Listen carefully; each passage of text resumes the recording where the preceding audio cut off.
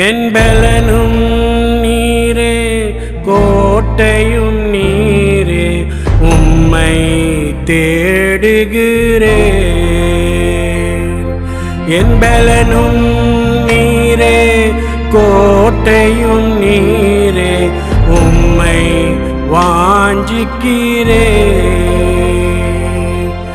கர்த்தாவே நான் நிலையற்றவன், என் கால்களை சிறப்படுத்தும். கர்த்தாவே நான் நிலையற்றவன், என் கால்களை சிறப்படுத்தும். என் பலனும் நீரே கோட்டையும் நீரே உம்மை தேடுகிறேன். என் பலனும் நீரே கோட்டையும் நீரே உம்மை வாஞ்சிக்கிறேன்.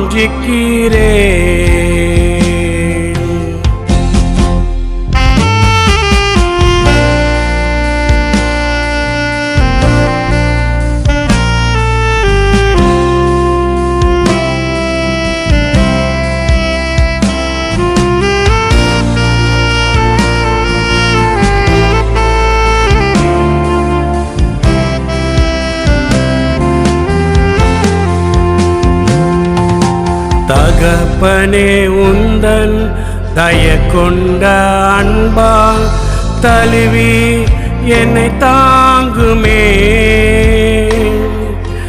தகப்பனே உந்தன் தயக்கொண்ட அன்பால் தழுவி என்னை தாங்குமே. தயங்கிடும் நேரத்தில் தேவா உந்தன் தோளில் சுமந்திடுமே. தயங்கிடும் நேரத்தில் தேவா உந்தன் தோளில் சுமந்திடுமே. கர்த்தாவே நான் நிலையற்றவன், என் கால்களை சிறப்படுத்தும். கர்த்தாவே நான் நிலையற்றவன், என் கால்களை சிறப்படுத்தும். என் பலனும் நீரே கோட்டையும் நீரே உம்மை தேடுகிறேன். என் பலனும் நீரே கோட்டையும் நீரே உம்மை வாஞ்சிக்கிறேன்.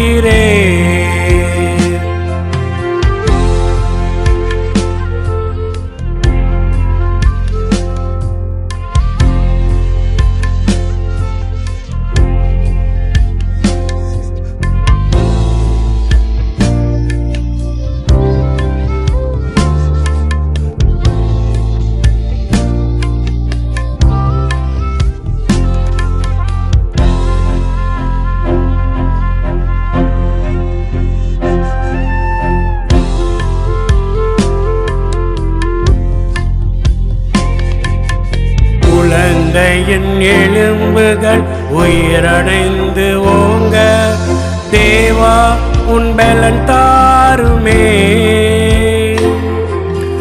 உலர்ந்த என் எலும்புகள் உயிரடைந்து ஓங்க தேவா உன் பலன் தாருமே.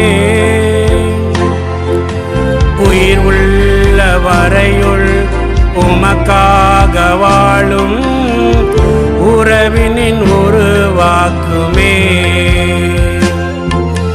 உயிர் உள்ள வரையுள் உமக்காக வாழும் உறவினின் உருவாக்குமே. கர்த்தாவே நான் நிலையற்றவன், என் கால்களை சிறப்படுத்தும். கர்த்தாவே நான் நிலையற்றவன், என் கால்களை சிறப்படுத்தும். என் பல கோட்டையும் நீரே உம்மை தேடுகிறேன் என் பலனும் நீரே கோட்டையும் நீரே உம்மை வாஞ்சிக்கிறேன் சிறுமையின் வலிமையின் மானையின் மேல் நினைவாயிருப்பவரே என் பலனும் நீரே கோட்டையும் நீரே உம்மை தேடுகிறேன் என் பலனும் நீரே கோட்டையும் நீரே உம்மை வாஞ்சிக்கிறேன்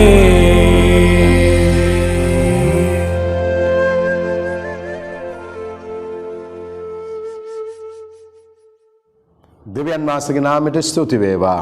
අද දවසේ අපිට ගායනාවෙන් උදව් කළා වූ බ්‍රදර් පිලිප්ස් දෙවියන් වහන්සේ ඔබව ආශිර්වාද කරයි. මැලේසියාවේ සිට සහෝදර පිලිප්ස් අපිට ගීතිකාවක් ගායනා කළා. God bless you brother. God bless you. යේසුස් ක්‍රිස්තුස් වහන්සේගේ නාමයෙන් මගේ දේව දරුවනේ නැවත වාරයක් ඔබ සියලු දෙනාම ආදරෙන් පිළිගන්නවා. අදත් දෙවියන් වහන්සේගේ වචනයෙන් ඔබ සමග කතා කරන්න ලෑස්ති. එහෙමනම් මම හිතුවා දවස් ඔබට විශේෂ දෙයක් කතා කරන්න. මේ දවස්වල මුළු ලෝකෙම සමරන්නා වූ කාරණාවල් කීපයක් තිබෙනවා. ඒක පටන් ගන්නේ හැෂ් වෙනිස්ඩේ කියලා අපි කියනවා, අලු බදාදා කියලා කියනවා. මේ දවස් 40 නිරහාරව පටන් ගැනීමට ඉස්සෙල්ලා දවසකට ප්‍රථමයෙන් තමයි මේ ඇෂ් වෙනිස්ඩේ කියනා වූ අලු බදාදා කියන දේ මුළු ලෝකෙම බෝකිතුනුවෝ මේ ගැන සිහිපත් කරනවා. රයිට්. නමුත් සුදෝ බයිබලයේ මොකද්ද මේ අලුබදාදා කියලා අපිට කතා කරලා තිබෙන්නේ? පරණ කිවිසුමේ කුමක්ද කතා කරන්නේ? හලුත් කිවිසුමේ කුමක්ද කතා කරන්නේ කියලා අපි සුදෝ බයිබලයේ අපි කතා කළ යුතුයි. මම කැමති ඊබ්‍රු 9 වෙනි පරිච්ඡේදයේ 13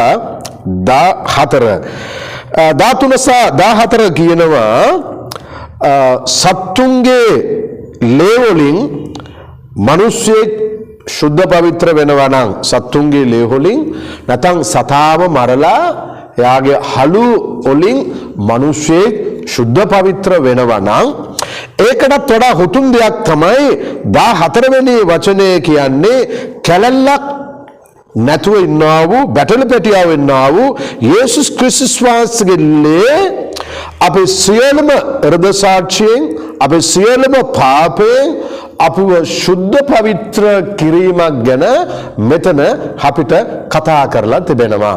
දැන් පරණ කිවිසුමේ කාරණාවල් දෙකක් ගැන කතා කරනවා. මොකක්ද පරණ කිවිසුමේ කාරණාවල් දෙක? එකක් අපි සතාව මරලා අපි ඔබ ඒ ගැන දැනගත යුතුයි නම් පරණ කිවිසුමේ ගණන් පොත 19 වෙනි පරිච්ඡේදයේ 1 සිට 10 දක්වා ඔබ අනිවාර්යයෙන්ම කියව යුතුයි. 1 සිට 10 දක්වා අනිවාර්යයෙන්ම ඔබ ඒක කියවගත්තත් තමයි මම ඔබට කියන්න යන්නා වූ පණිවිඩය ඔබට තේරුම් ගන්න හිත පාසු වෙන්න පටන් ගන්න. දැන් පරණ කිවිසුමේ එතන කුමක්ද කියා තිබෙන්නේ දේව දරුවනේ? සතෙක්ව මරලා ඒ සතාගේ ලේ අරගෙන පව් කළා වූ, වැරදි කළා වූ ඒ සතාගේ ලේ ඒ සෙනගගේ ඉස පිට හිසන්න ඕනේ කියා වචනයක් කතා කරනවා. ඒ අවස්ථාවේ එයා සුද්ධ පවිත්‍ර වෙනවා. ඒක එකක්. So දෙවෙනි එක පල්ලයට 9 10 වචනය ගණන් පොත 19 10 ඔබ කියවගෙන යන අවස්ථාවේ ඒ සතාව ඔබ මරලා, ඒ සතාව ගිනි වලින් ඒ සතාව පුච්චලා අලු කරලා ඊට පස්සේ ඒ අලු ටික අරගෙන මිනිස්යාට ඉසම අවස්ථාවේ මිනිස්යා සුද්ධ පවිත්‍ර වෙනවා කියා මෝසස්ගේ විවස්ථාවේ අපිට පැහැදිලිව කතා කර දෙනවා. නැත්නම් ඒ අලු ටික ගෙනියලා එක තැනක තබන්න ඕනේ. මිනිස්සෙක් ඇවිල්ලා ඒ අලු ටික එයාගේ නළලේ ගා ගන්න පුළුවන් නැත්නම් ගන්න පුළුවන් නැත්නම් පූජකයා ඒ අලු ටික අරගෙන අර පව් වැරදි කරපෙක්කිනාව සුද්ධ පවිත්‍ර කළ යුතුයි. දැන් අපිට එහෙමනම් පරණ කිවිසුමේ මේ අලු පිළිබඳව හුඟක් දේවල් අපිට කතා කරලා දෙබෙනවා.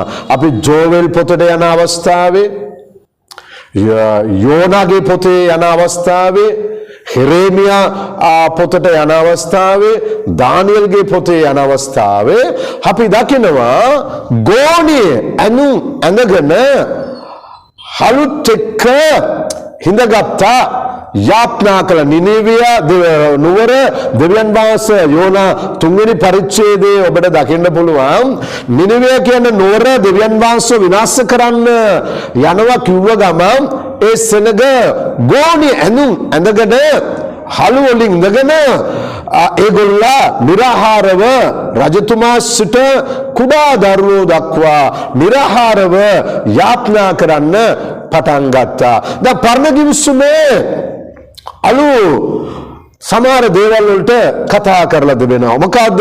මිනිස්යාගේ දුක් වීම ප්‍රකාශ කිරීම. අලු වල ඉඳගත්තා කියන්නේ අලු ශරීරයට ගා ගන්නවා කියන්නේ ඒගොල්ලගේ දුක ප්‍රකාශ කිරීම. ගෝණි ඇඳගෙන අලු ශරීරේ ගාගෙන ඒගොල්ලෝ ඉඳ ගන්නවා කියන්නේ ඒගොල්ලගේ අපි ඔක්කොම දුක් වෙනවා මේ වැරද්ද නිසා මේ පාපය නිසා අපි දුක් වීමට සලකුණක් කියලා පරණ කිවිසුමේ අපි බෝස්ථානවල දකිනවා.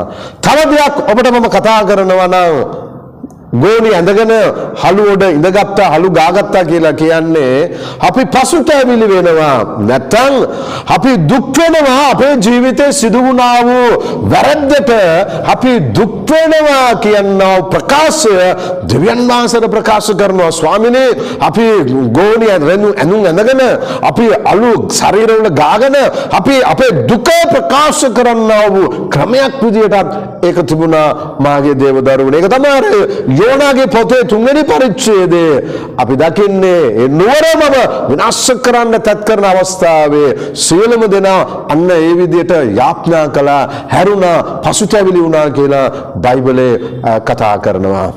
තවත් ටිකක් ඔබට අපි ගියාට පස්සේ අපිට දැනගන්න පුළුවන් අපිට කිසි දෙයක් නැහැ. අපි හිස් වෙච්ච මිනිස්සු දෙවෙනේ අප ගාව මුකුත් නැහැ අලු වගේ සියලුම දේ හිස් වෙච්ච මිනිස්සු කියලා ප්‍රකාශ කිරීමට අලු පරණ කිවිසුමේ ගාගෙන මේ විදියට දෙවියන් වහන්සේත් එක්ක සම්බන්ධ වෙන්න පටන් ගත්තා. ඊට පස්සේ එන්න කාලයත් එක්ක මේක මෝසස්ගේ විවස්ථාවේ තිබුණා වූ ගණන් පොත ගැන ඔබට මම පොත කිව්වා. ඊට පස්සේ මිනිස්සු වශයෙන්ම සමහර දේවල් වෙනස් කරන්න පටන් ගත්තා. අර දවස් 40 අර පාස්කුවට ඉස්සෙල්ලා දවස් 40 නිරහාරව යාත්නා කරන්න ප්‍රථමයෙන්ම ඒගොල්ලෝ මොකද්ද කරන්නේ? ඇෂ් වෙනිස්ඩේ කියන අවස්ථාවේ අලු බදාදා කියන අවස්ථාවේ ඒගොල්ලෝගේ ජීවිතේ සිදු වුණා වූ සියලුම දේවල් පුච්චලා අලු කරලා ගින්දර කරලා සියලුම දේ නැති කරගෙන අර දවස් 40 ඒගොල්ලෝ පටන් ගන්නවා. ඒ 40 තුල මොකක්ද සිදු කරන්නේ? දෙවියන් වහන්සේත් එක්ක සම්බන්ධකම යාඥා කරනවා. ක්‍රිස්තුස් වහන්සේගේ කුරුසය ගැන මතක් කරනවා. මස් මාළු කන්නේ නැහැ. ලෑස්ති වෙනවා. ඒක අවුරුද්දේ සැරයක්. ඒක ඉවර වෙච්ච ගමන් ඒගොල්ලෝ වෙනස් ආකාරයෙන් ජීවත් වෙන්න පටන් ගන්නවා. අනේ මේකෙන් පරිවර්තන වෙන්න පටන් ගත්තා. ඊට පස්සේ විශාලම දේ සිදු වුණේ කුමක්ද? මිනිස් අතරේ රෝම රාජ්‍ය සිදු වුණා වූ සභාවල සිදු වුණා වූ සිදුවීම ඔබට මම මතක් කරලා දෙන්න. ඒ කාලේ වැරදි තුනක් ගැන ඒ සභාව විශේෂ අවධානයක් යොමු කළා. මිනිමැරීම, වෛශාකම් කිරීම, දෙවියන් වහන්සේට අපහාස කිරීම. මේ කාරණාව තුන තමයි ඒ කාලේ රෝම සභාවේ තිබිච්චාව මේ පාප තුන තමයි විශාල පාපයක් විදියට සලකන්න පටන් ගත්තේ. ඒ නිසා අර පව් කරපු තුන්දෙනා නැත්තම් අර තුනෙන් එකක් කරපු මිනිස්සයා සභාව දොරකොඩ ගාවට එනකොට කුමක්ද කරන්නේ? ඇතුලේ ඉන්නා වූ පූජකතුමා නැත්නම් ඇතුලේ ඉන්නා වූ මිනිස්සු කුමක්ද කරන්නේ? ඒ මිනිස්යාගේ ඉසත හොළුවට අර අලු ටික ඉසනවා. ඔබගේ පාපය, මේ වෛශාකම, මිනිමැරීම, දෙවියන් වහන්සේට අපහාස කිරීම, මේ සියල්ලම දේ තුලින් ඔබ නිදහස් විය යුතුයි කියා එයාට අලු ටික එයාගේ ඔළුවට දාලා ඊට පස්සේ තමයි සභාව ඇතුළට ගන්න පටන් ගත්තේ. මේක විශාල ප්‍රශ්නයක් වුණා. ඒගොල්ලෝ හිතුවා සභාව ඇතුළේ ඉන්න මිනිස්සු ඔක්කොම ධර්මිෂ්ඨයි කියලා. අර මිනිස්සු මේ මිනිස්සුන්ට විනිශ්චයක් දෙන්න පටන් ගත්තා. ඒක ලොකු ආందోලනයක් වුණා. ඒක මිනිස්සු අතර විශාල ප්‍රශ්නයක් වුණා. අයියෝ මේම අලු දාගෙන යනකොට ඔක්කොම හිතනවා මිනි මරලා මම වෛශාකම කරලා කියලා හිතන්න පටන් ගත්තා. ඊට පස්සේ ඒක වතුර කල බොන්න පටන් ගත්තා. කාලයක් යනකොට මට දේව දරුවනේ මට මේ විදියට උඟක් දේවල් ඔබලත් එක්ක මට කතා කරන්න පුළුවන්. නමුත් මට විශේෂ දෙයක් ඔබට කියලා මම අවසන් කරලා ඔබලාට මම යාඥා කරන්න. හීබ්‍රු 9:22 කියනවා ලේ වැගිරීමක් නැතුව පව් වලට සමාවක් නැත. ලේ වැගිරීමක් ඕනේ. නමුත් හීබ්‍රු 10:4 කියනවා සත්තුන්ගේ ලේ මිනිස්සුන්ගේ කිසිම පාපයකට සමාව දෙන්නේ නැහැ කියලා වචනය කියා තිබෙනවා. එහෙමනම් පළවෙනි පේතුරුස් 1:19 ප්‍රකාශ කරනවා කැලැල්ලක් නැතුව යේසුස් ක්‍රිස්තුස් වහන්සේගේ ලේ තුලින් ඔබගේ මාගේ පව් වලට සමාව තියෙනවා දේව දරුවනේ. කොලොසි 1:14 කියනවා ඔබයි මමයි ගැලවුනේ ක්‍රිස්තුස් වහන්සේගේ ලේ වලින් කියා. පළවෙනි යෝහන් 1:7 ප්‍රකාශ කරනවා ක්‍රිස්තුස් වහන්සේගේ ලේ තුලින් තමයි අපි අපේ පාප වලට සෝදා පවිත්‍ර වුනේ. එපේසි පොතේ කියනවා අපේ ක්‍රියාවලින් නොවේ අපි ගැලවෙන්නේ ක්‍රිස්තුස් වහන්සේගේ ලේ තුලින්.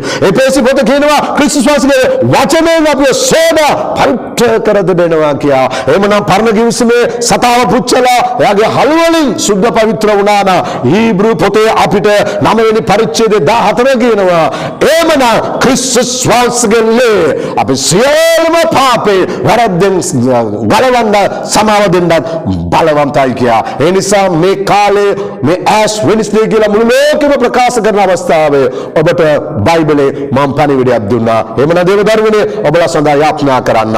ශුද්ධ දෙවියන් වහන්සේ යේසුස් වහන්සේගේ නාමයෙන් මේ වචනය අසන්නම් සියලුම දේව දරුවන්ව ඔබගේ අතට බාරයි ස්වාමිනේ. මේ වචනය මේ සෙනඟට බලාපොරොත්තුවක් දීලා මේ වචනය මේ සෙනඟට සේවයක් කරන්න කියා යාඥා කරනවා. වචනය උන්කන් දෙන සියලු දෙනාම ආශිර්වාද කරන්න යේසුස් වහන්සේගේ නාමයෙන් දෙවි පියාණනේ. ආමෙන් ආමෙන්. එහෙමනම් මගේ දේව දරුවනේ දෙවියන් වහන්සේ ඔබ සියලු දෙනාට මේ සතියේ සේවය කරයි. May God bless you. Amen.